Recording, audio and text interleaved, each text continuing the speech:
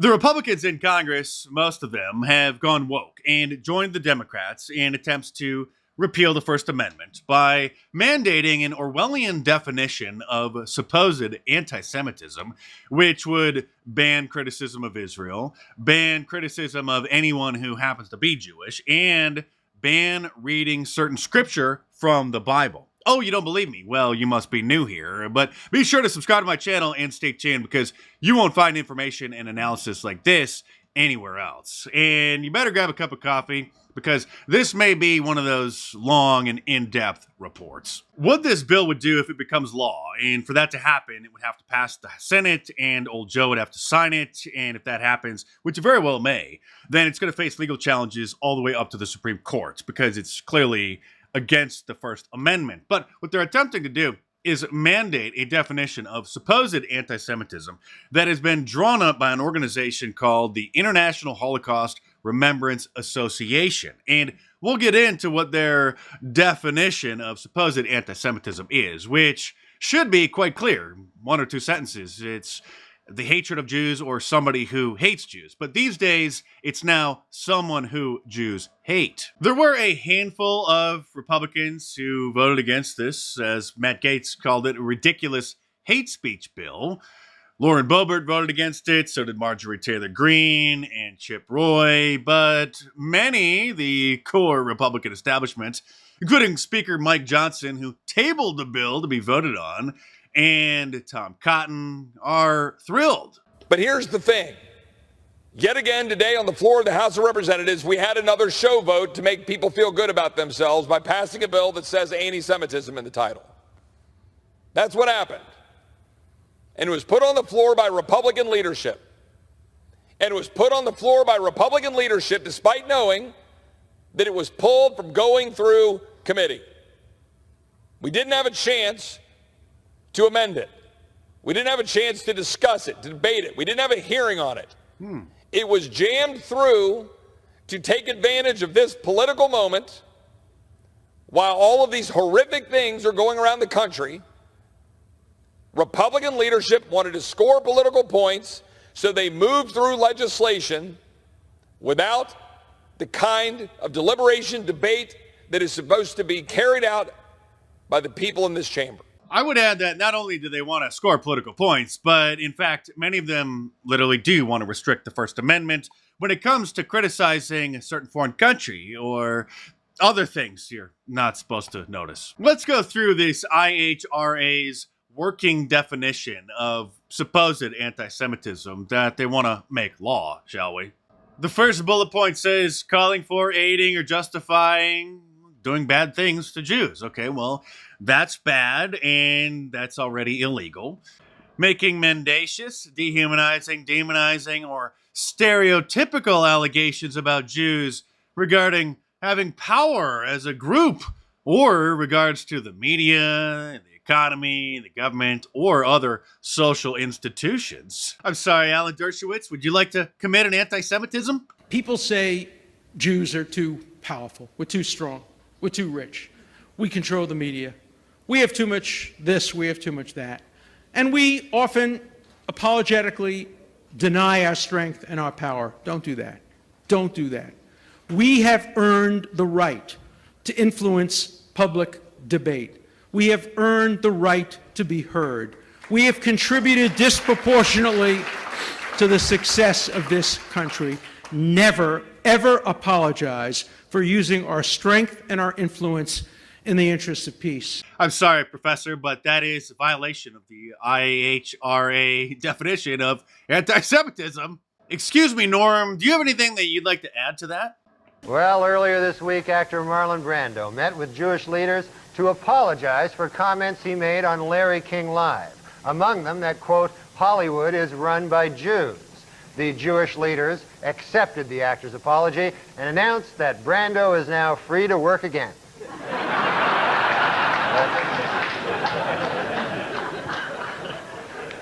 You can read through some of these yourself, because if I read them, then YouTube would take this video down. But here's a couple more. Accusing Jewish citizens of being more loyal to Israel or to the alleged priorities of Jews worldwide than the interest of their own nations. That's the dual loyalty trope, they say. So when someone like Congressman Brian Mast shows up to Congress wearing an IDF, Israeli Defense Force uniform, which he served for over there in Israel, then you're not allowed to say that there may be any kind of conflict of interest regarding how he votes to support certain legislation for a certain foreign country, because that would be anti-Semitic. What say you, Ben Shapiro? Do you want to put this ridiculous conspiracy theory to bed once and for all? Ever wonder if one day you will have to flee the United States? I mean, I think that every Jew throughout world history who has a brain and knows history has always wondered if a country that is not a Jewish state is going to eternally provide them security guarantees and full citizenship, of course. I mean, that's I think to think that that's why the existence of the state of Israel is the single greatest guarantor of my loyalty to the United States, frankly. Right? Because Israel exists, that means the United States is going to be a more welcoming place for me, because Israel is there as a backstop in case anything should go wrong. Oh, well, sorry I asked. Didn't mean to notice that. Do you have concerns about the level of Israeli influence in our politics here in the United States of America?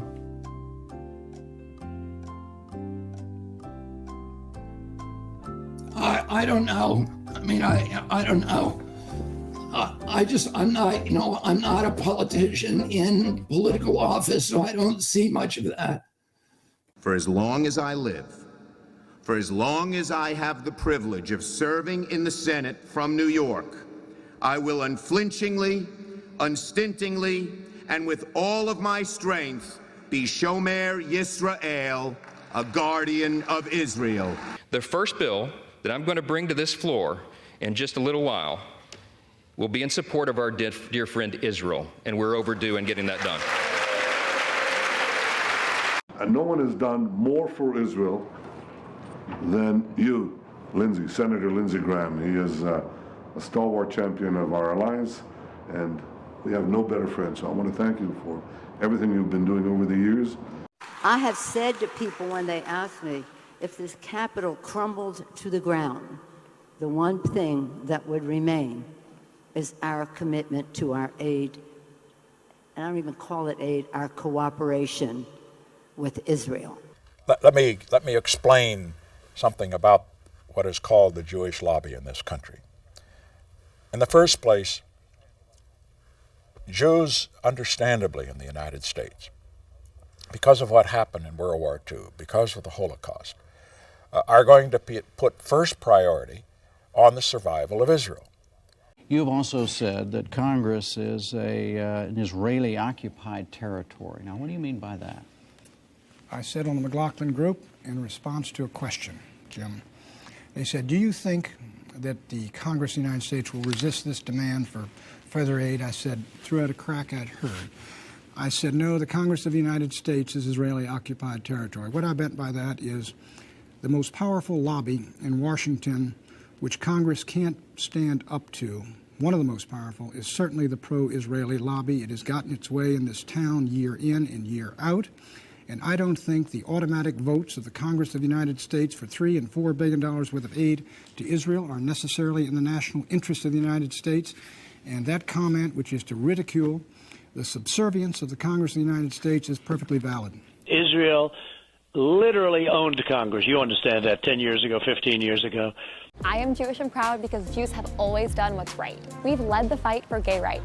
Harvey Milk fought to ban discrimination based on sexual orientation. Eddie Windsor was a leader in the fight for marriage equality. Miriam Ben Shalom challenged the ban on gay people serving in the military. We've helped lead the fight for racial justice. Our rabbis were BFFs with MLK. Together with black leaders, Jews helped to establish over 20 HBCUs. During the civil rights movement, Jews were disproportionately involved in the protests. We've led the fight for women's rights, for equal pay and the right to choose, and against discrimination in the workplace. When we think about the State Department definition, which seeks to codify what anti-Semitism is, it's such a flawed definition that it can virtually encompass any particular act without any real regard for context, although it pretends that it does.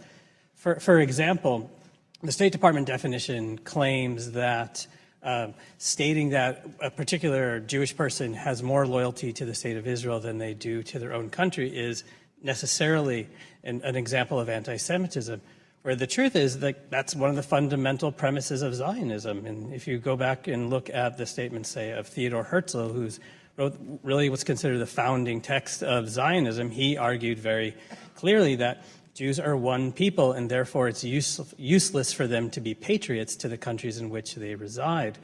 So there's times when a statement like that is contained in the definition of the State Department would actually undermine the founding premises of Zionism itself.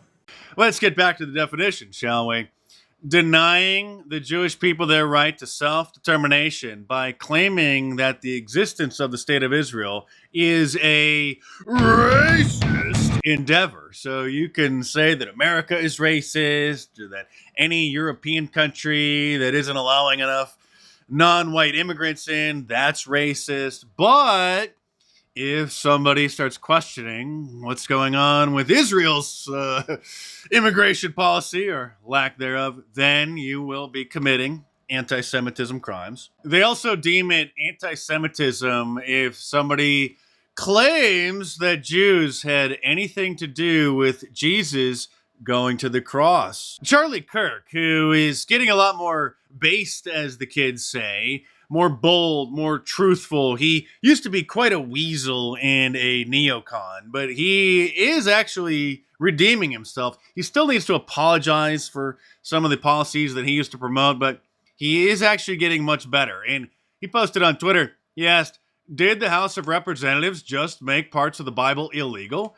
And then Tucker Carlson, who doesn't really use Twitter, just his team does to post clips, responded, yes, the New Testament. Here is former New York Times lackey Barry Weiss, who has since tried to reinvent herself as a free speech liberal who's not part of the woke crowd, talking with Bill Maher, saying that what the Bible says happened to Jesus is nothing but a conspiracy theory. Why the Jews? Why do they have the kick me sign on their back? Well, I mean, I'd have to go back to the book of Matthew. When the Jews rejected Jesus as the Son of God. Oh, that thing. Okay, that thing. That's right. I knew there was something I had forgotten. That whole thing.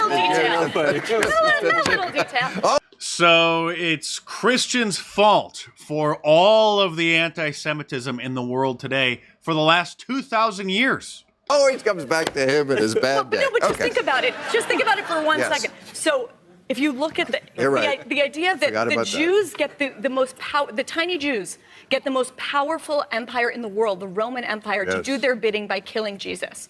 And in a way, it all goes back to that original conspiracy. Wow.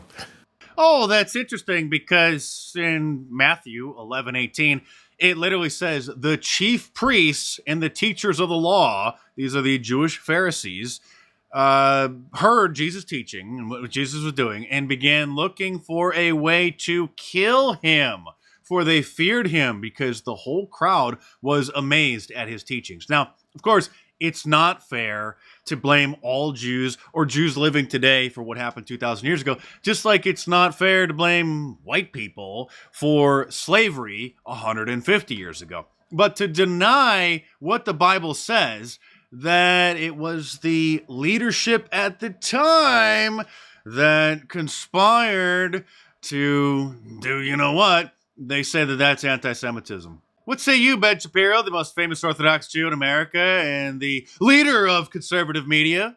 You know, from a Jewish point of view, where we don't believe in the divinity of Christ, I think that there you can make an argument that the Gospels, which were written, he was just a prophet. No. We don't even believe he was a prophet. What do you think he was? What do you guys think he was? What do I think he was historically? I think he was a Jew who tried to lead a revolt against the Romans and got killed for his trouble, just like a lot of other Jews at that time who were crucified for trying to lead revolts against the Roman and got killed for their trouble. So he became legend in story, and it became a bigger and bigger deal as time went on. Yeah, he had a group of followers, and then that gradually grew, and then do you think he was resurrected? No, that's not a Jewish belief. Okay, I just want to check. Yeah, no, we're not into... Oh, so the Romans did it all on their own, and not a single Jew had anything to do with it whatsoever, right? Oh, wait, what's this? It's the book of Matthew, chapter 12, verse 14, where it says, the Pharisees went out and plotted how they might kill Jesus. Then, when the local townspeople, who definitely weren't Romans, demanded that Pontius Pilate release Barabbas instead of Jesus, Pilate was stunned, and in Matthew 27, verse 24, he says, I am innocent of this man's blood, meaning Jesus. It is your responsibility. Anti-BDS laws are part of this because in 38 different states in America, there are laws where if a business owner criticizes Israel or wants to boycott the products coming out of Israel or the country in and of itself, that's what BDS stands for, boycott, divest, sanction. So if they don't want to invest in Israel, if they don't want to buy anything from Israel, then they can't submit bids for government jobs. So if they own a construction company or an electrical company, they are banned from being hired by local, state, or federal governments in America.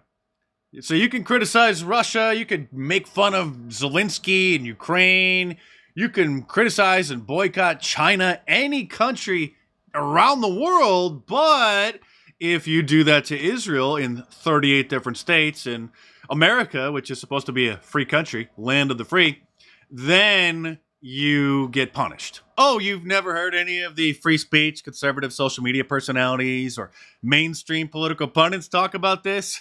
Well, what a surprise. Here is Sebastian Gorka, whose radio show is called America First, being asked how somebody can claim to be America First and support free speech if they also support anti-BDS laws, which most Republicans in Congress do. So I approach the BDS question as not fundamentally an issue of First Amendment. That's a smokescreen. This is the modern form of anti-Semitism. If you understand the BDS movement's origins and what it's really about. So if you don't want to buy anything from Israel, or if you don't want to invest in Israel, then that's not free speech. That's anti-Semitism. This is just anti-Semitism under a new cloak. So, no, anybody who talks about First Amendment rights, it's a smokescreen. This is the new form of anti-Semitism and needs to be recognized as such and rejected by all decent Americans of any religion. Sure. So you agree with the left when they say hate speech is not free speech? No. So anti-Semitism not protected speech? You're trying to be very smart here. You're trying to box me into a corner, but actually, sir, you boxed yourself into a corner, and you are a hypocrite. You're trying to box me into a corner, but you won't be able to do that. Sure. Okay, my first major was philosophy and theology, and I have a PhD in political science. So try as much as you will. This isn't about the First Amendment. It's about anti-Semitism. And definitely do not read these books, or you may become a thought criminal. You may start asking questions that have answers that are too difficult for any mainstream conservative pundit to dare answer. And you will be called an anti-Semite just for noticing them. Often when there is dissent expressed in the United States against policies of the Israeli government, people here are called anti-Semitic. What is your response to that as an Israeli Jew? Well, it's a trick. We always use it. When from Europe somebody is criticizing Israel, then we bring up the Holocaust. When in this country people are criticizing Israel, then they are anti-Semitic.